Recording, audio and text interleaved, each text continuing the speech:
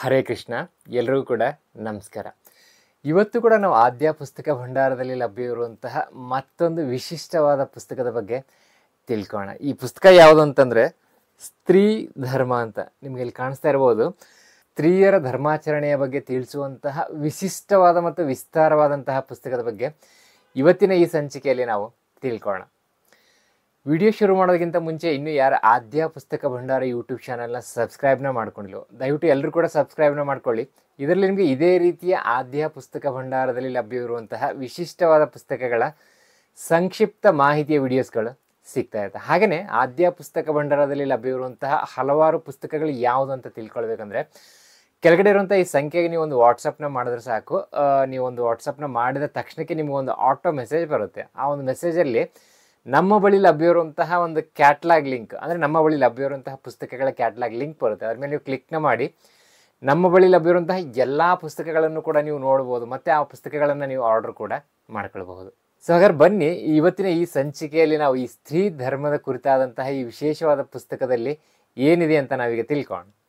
So ಈಗ ಮೊದಲನೇದಾಗಿ ನೀವು ಇಲ್ಲಿ ನೋಡ್ಬೋದು, ಸ್ತ್ರೀ ಧರ್ಮ ಅಂತ ನಮಗೆ ಇಲ್ಲಿ ಕಾಣಿಸ್ತಾ ಇದೆ. ಈ ಪುಸ್ತಕದ ಒಂದು ಹೆಸರಾಗಿದೆ. ಹಾಗೆಯೇ ಇಲ್ಲಿ ಕೆಳಗಡೆ ಮೆನ್ಷನ್ ಮಾಡಿದರೆ ಸ್ತ್ರೀಯರ ಧರ್ಮಾಚರಣೆಯ ಬಗ್ಗೆ ಸಮಗ್ರ ಮಾಹಿತಿ ನೀಡಿರುವಂತಹ ಗ್ರಂಥ. ಅಂದರೆ ಸ್ತ್ರೀಯರ ಧರ್ಮಾಚರಣೆ ಹೇಗಿರಬೇಕು, ಆ ಧರ್ಮಾಚರಣೆಯನ್ನು ಯಾವ ರೀತಿಯಾಗಿ ಮಾಡಬೇಕು ಅನ್ನುವಂತಹ ಒಂದು ವಿಶಿಷ್ಟವಾದ ಮತ್ತು ವಿಸ್ತಾರವಾದಂತಹ ಪುಸ್ತಕ ಇದಾಗಿದೆ.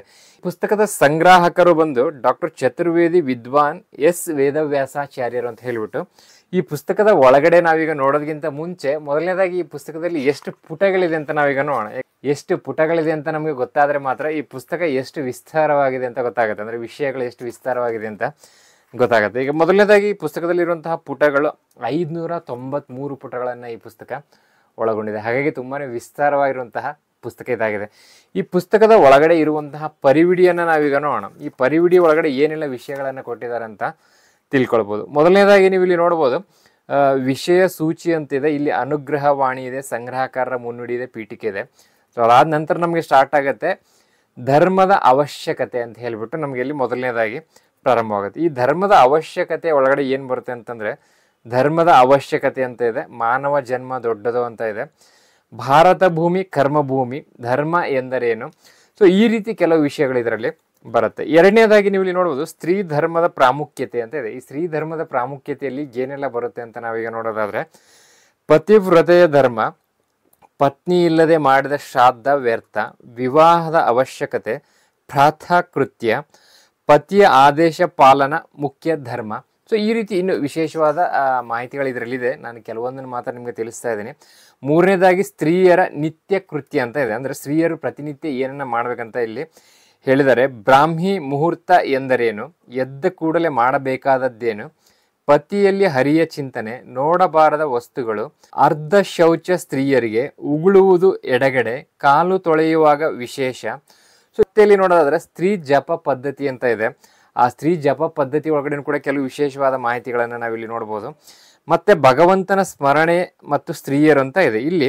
ಇಲ್ಲಿ ಕಾಲ ನಿಯಾಮಕನ ಉಪಾಸನೆ, ಅಡಿಗೆ ಮಾಡುವಾಗ ಭಗವದ್ ರೂಪ ಭೀಮಸೇನರ ಚಿಂತನೆ, ಪಂಚಕೋಶಗಳಲ್ಲಿಯ ರೂಪಗಳ ಸಂಖ್ಯೆ, ವೈಶ್ವಾನರಿಗೆ ಆಹುತಿ ಪ್ರದಾನ. ಸೊ ಈ ರೀತಿಯ ಮತ್ತು ಕೆಲವು ವಿಷಯಗಳು ಇದರಲ್ಲಿ ಬರುತ್ತೆ. ಹಾಗೆ ನೀವು ನೋಡ್ತಾ ಹೋದರೆ ಇಲ್ಲಿ ಪರಿವಿಡಿನೇ ತುಂಬಾ ವಿಶೇಷವಾಗಿ ತುಂಬ ಪೇಜ್ಗಳಿದೆ, ಆದರೆ ತುಂಬಾ ವಿಶಿಷ್ಟವಾದಂತಹ ಪುಸ್ತಕ ಇದು.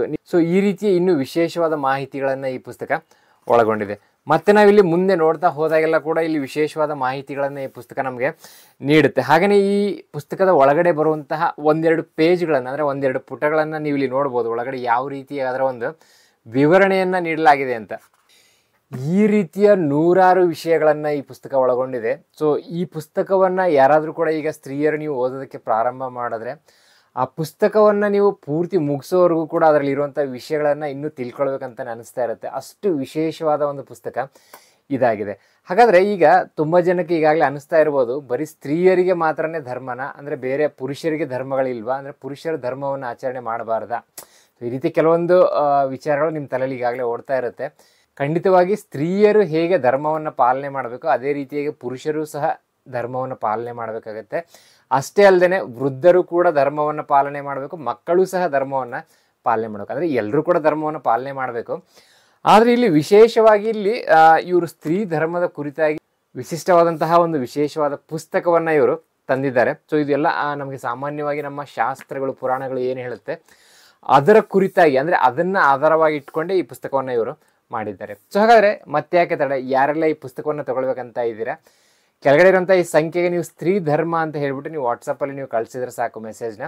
ಸೊ ಆ ಪುಸ್ತಕದ ಒಂದು ಪೇಮೆಂಟ್ ಡೀಟೇಲ್ಸ್ನ ನಿಮ್ಗೆ ಕಳಿಸ್ಕೊಡ್ಲಾಗತ್ತೆ. ಹಾಗೆಯೇ ನೀವು ಒಂದು ವಿಳಾಸವನ್ನು ಕಳಿಸ್ಕೊಡ್ಬೇಕಾಗತ್ತೆ. ಮತ್ತು ಪೇಮೆಂಟ್ ಮಾಡುವಂಥ ಒಂದು ಸ್ಕ್ರೀನ್ಶಾಟ್ನ ಕಳಿಸಿದ್ರೆ ಸಾಕು, ಈ ಪುಸ್ತಕವನ್ನು ನಿಮ್ಮ ವಿಳಾಸಕ್ಕೆ ಪೋಸ್ಟ್ ಮಾಡಲಾಗುತ್ತೆ.